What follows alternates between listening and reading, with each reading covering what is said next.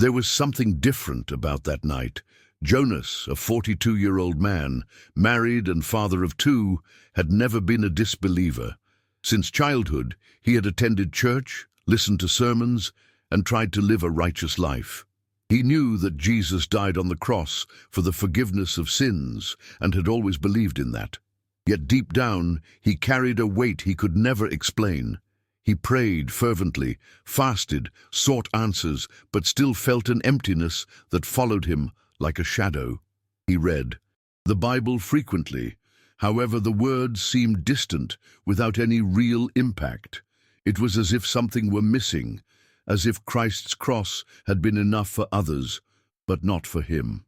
This sense of inadequacy tormented him.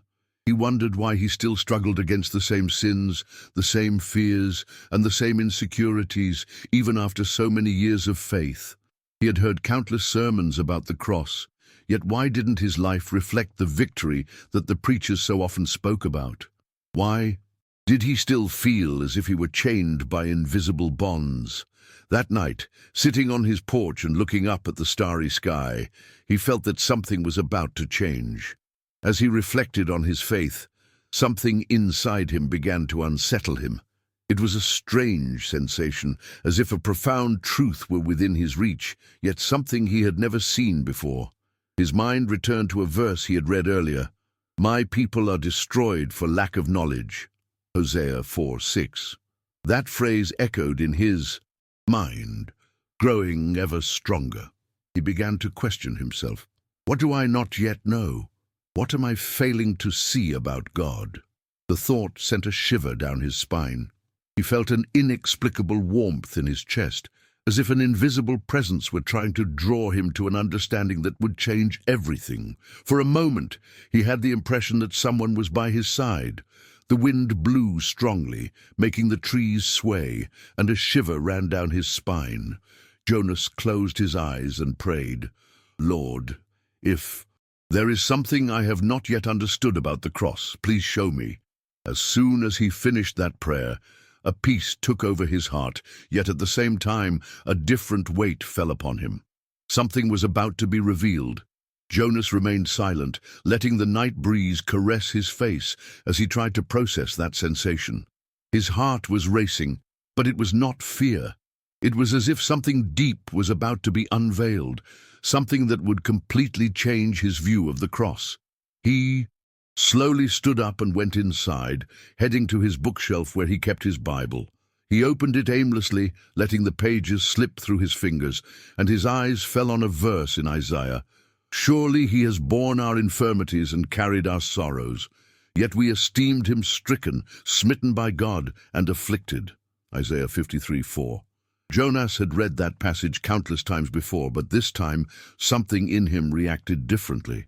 Those words seemed to come alive, leaping off the page as if they were being spoken directly to him. His entire body shivered. "He has borne our infirmities, our sorrows," Jonas repeated softly. Then a truth began to form in his mind. If Jesus had already taken upon himself every pain, every guilt, every suffering, then why was he still carrying these burdens? His chest tightened. For the first time in years, Jonas realized that he did not truly understand what had happened on the cross. He had always believed that Jesus died to forgive sins, but he had never contemplated the depth of that sacrifice. In that moment, it seemed obvious. If Christ had already taken on everything that could oppress the human being, then it was not only the forgiveness of sins that had been won. He remembered the times he had fought against his own fears, insecurities, and recurring sins, trying to overcome them on his own. But now, one question began pounding in his mind.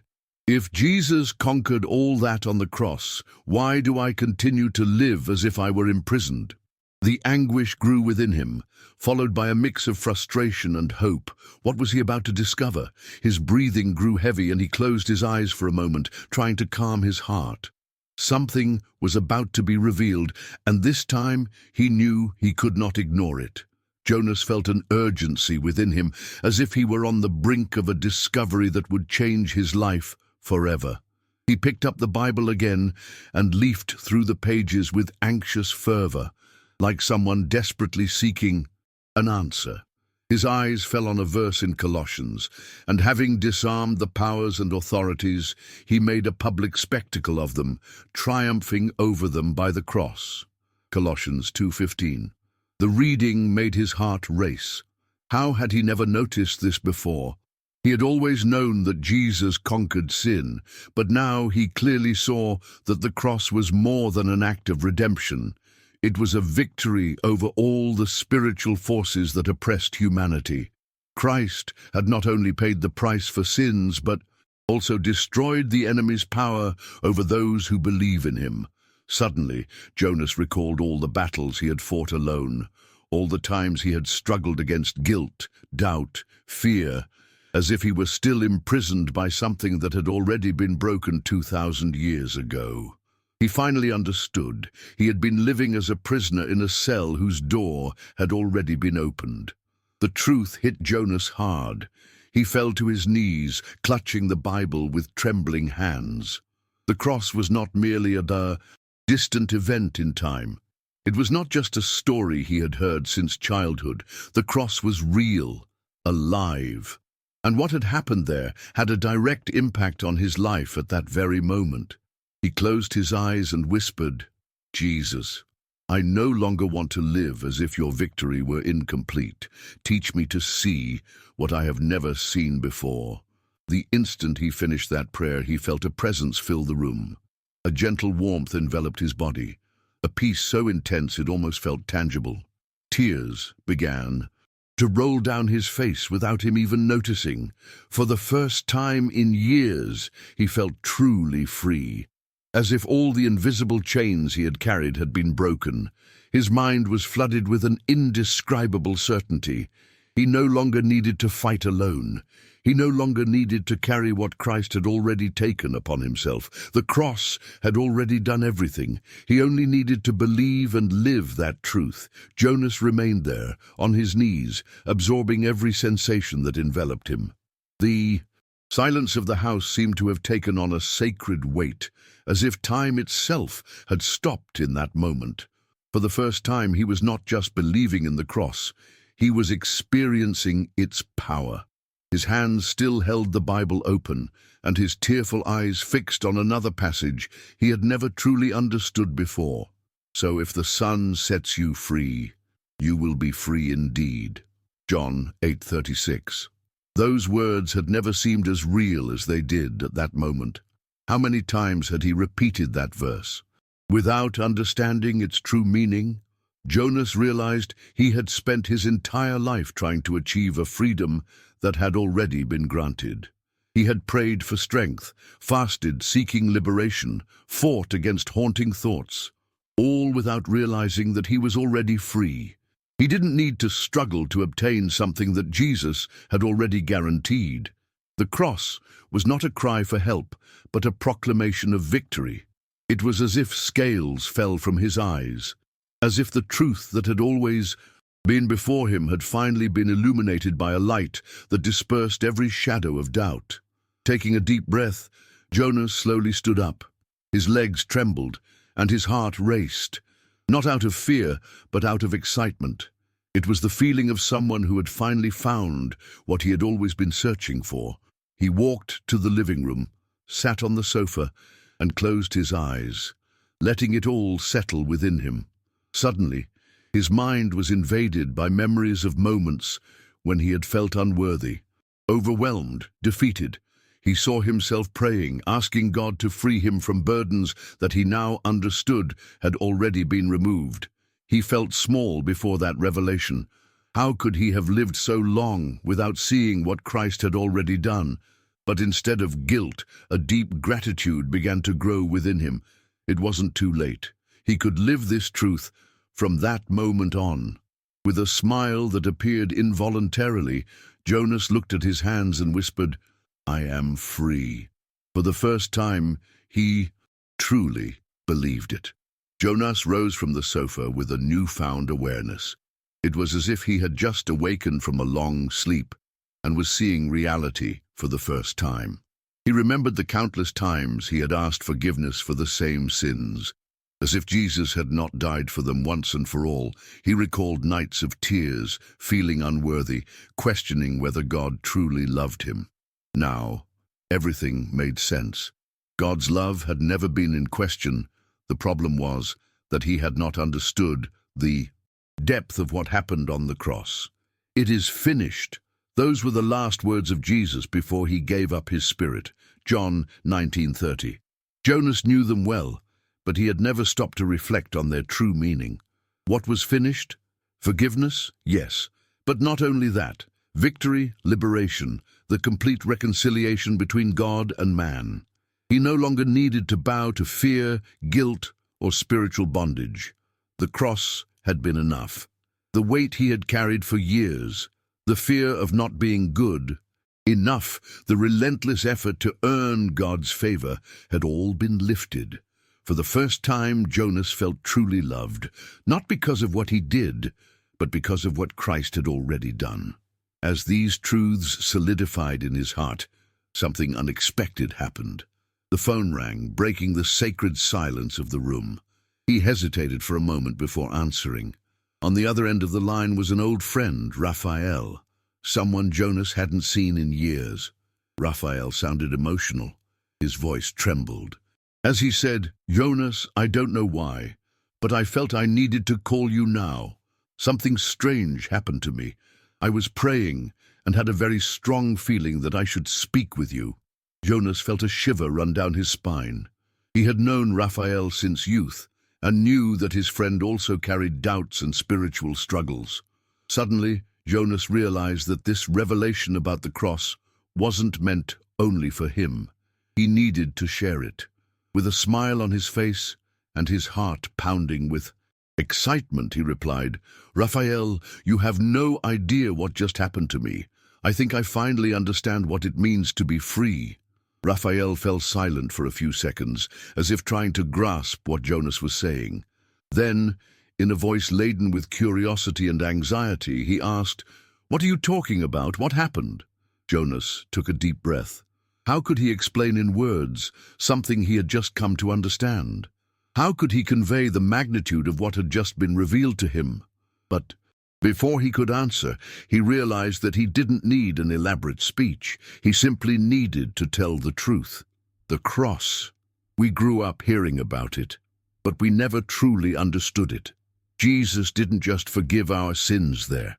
He broke all the chains that bound us, destroyed everything that separated us from God. And I lived my entire life as if I were still imprisoned, as if I had to fight for something he already won. On the other end of the line, Raphael said nothing, but Jonas could hear. His heavy breathing, like someone who had been deeply impacted by something he had never considered before. Then Raphael whispered, "You have no idea how much I needed to hear that." Jonas's heart raced. It wasn't a coincidence. God had prepared that moment. Just as he had spent years carrying burdens that had already been removed, Raphael was likely living the same reality. How many people, both inside and outside the church, were trapped by an invisible yoke, not realizing that the cross had already set them free? Jonas felt an unshakable conviction grow within him. This truth needed to be shared. He spent the following minutes telling Raphael everything he had experienced that night, how the Holy Spirit led him to see the Scriptures in an entirely new way, how he realized that he had spent years trying to earn something that was already his, and how a simple understanding changed everything. By the end of the conversation, Raphael was crying. "Jonas, I always felt as if God were far, away from me, as if I were never good enough. But now I see that he was never far away. I didn't understand what he had already done." Jonas smiled, feeling an indescribable joy. The cross wasn't just a symbol of the past. It was a living call, an eternal truth that transformed everyone who understood it.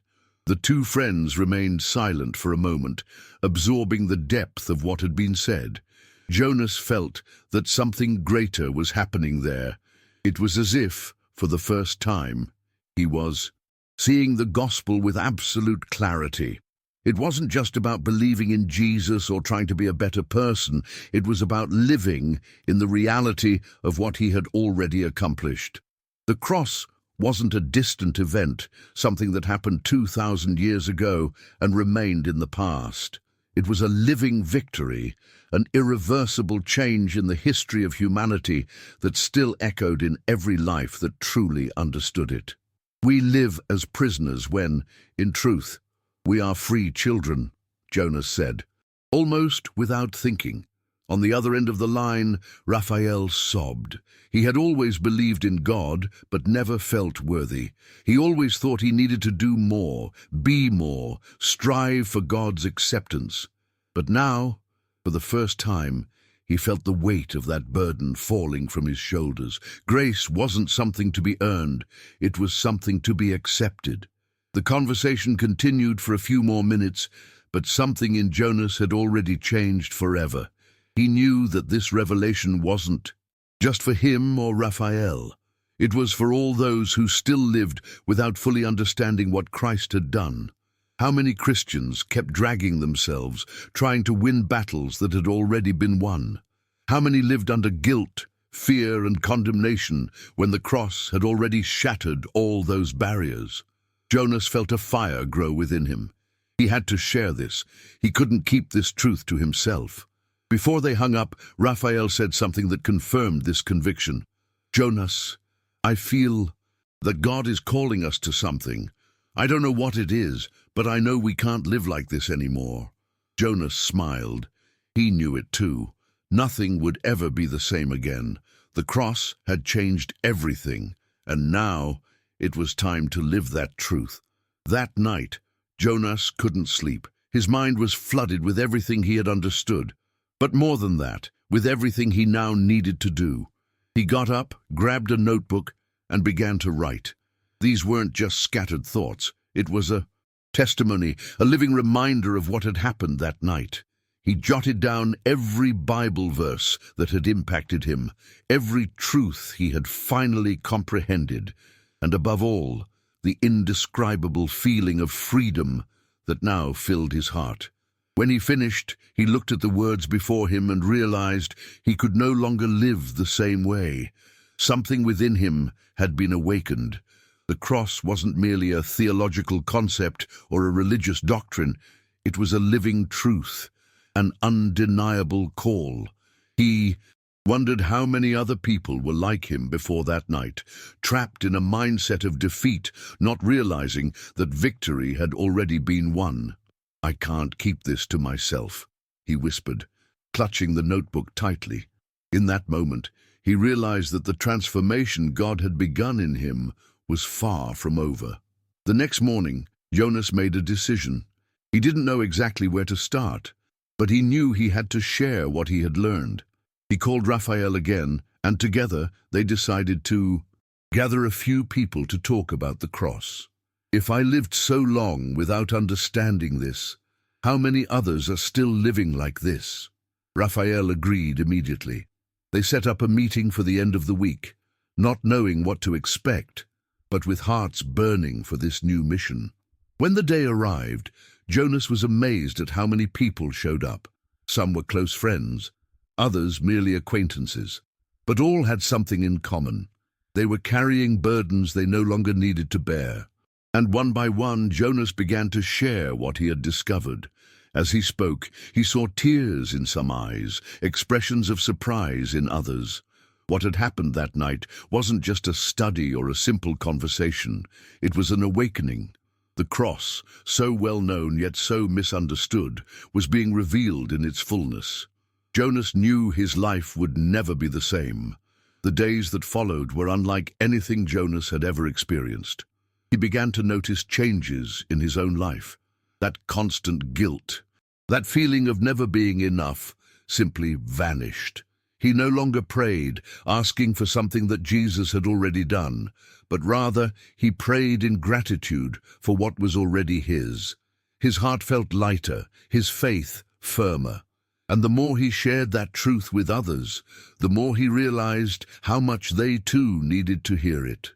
Some wept upon realizing that they had spent years trying to earn God's love, never understanding that He had already poured out that love without reservation. Others, who had been tormented by fear and insecurity, began to experience a peace they had never known before. Jonas realized that this was not just an isolated experience, it was a calling. The cross had changed his life, and now he wanted to help change the lives of others. Sometime later, he looked back and realized that that night on the porch had marked the beginning of a new chapter. He never imagined that a simple prayer, a sincere desire to understand more about God, could lead him to such a profound transformation. The truth about the cross had been there all along, but he needed to be willing to see it. Now, he knew it wasn't just about forgiveness, but about freedom. It wasn't only about redemption, but about victory. It wasn't merely about the past, but about the present and the future. Jonas didn't have all the answers yet. He still faced challenges, still went through difficult moments. But now there was an unshakable certainty within him.